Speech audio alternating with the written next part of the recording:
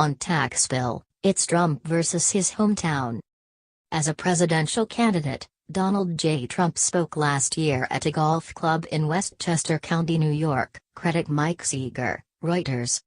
When President Trump returned to his hometown on Saturday for a day of fundraisers, his third and final check-collecting stop was the Park Avenue home of Stephen A. Schwarzman, where the crowd included some of Mr. Trump's old New York friends and real estate colleagues. Some in the group, including Mr. Schwarzman, co-founder of the private equity Blackstone Group, have been among those pushing the Trump administration to change the Republican tax package that is making its way through Congress, in particular the elimination of state and local tax deductions from federal returns. Richard Lefrak, a developer and years-long friend of Mr. Trump's who has been among those lobbying, asked about what changes the president wanted to see. Photo. Governor Andrew M. Cuomo of New York in Manhattan over the summer. Credit Brendan McDermott, Reuters.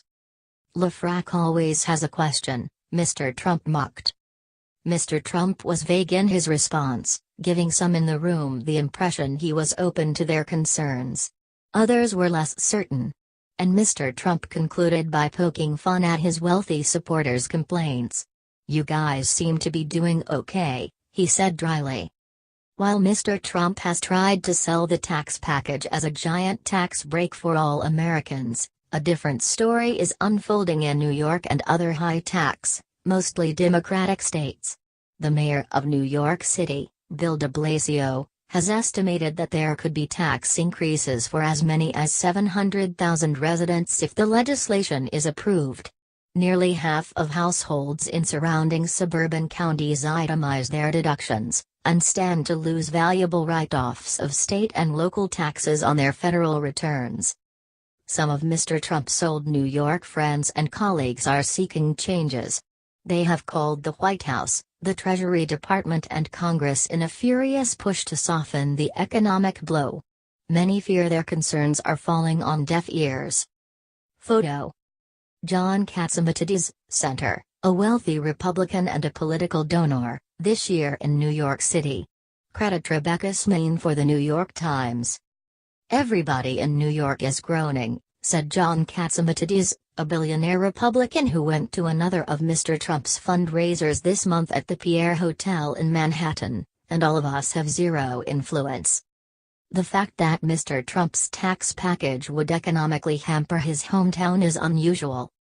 It is almost unimaginable that President George W. Bush would have championed a bill that would have harmed Texas relative to other states, or for President Barack Obama to have embraced legislation that took a particular bite out of his birth state of Hawaii or adopted hometown, Chicago. It's hard to think of a president whose signature legislation will fall, in a very negative ways, on people in his home state, said Julian E. Zelizer, a presidential historian and professor of history at Princeton. "Usually you bring back the pork." Photo. Mayor Bill de Blasio of New York City in October. Credit David D. Delgado for the New York Times. But Mr. Trump's relationship with New York is more complicated. He was never elected to anything in the state. And New York's bounty of 29 electoral votes is not part of any 2020 re-election calculus for Mr. Trump, unlike the home states of presidents past. While Mr. Trump is certainly a New Yorker culturally, from his accent to his braggadocio, his political supporters tend to live far from a diverse metropolis like Manhattan. "Trump's base is not New York," said Larry Kudlow, the CNBC commentator who helped draft Mr. Trump's tax plan during the campaign. "If you want to do straight politics, it's not his base. It's just not that important to him. If he runs for re-election, he's not going to carry New York State. Politically, I don't think it matters to him." Mr. Trump has not entirely ignored his old New York network as the tax debate has raged in Washington.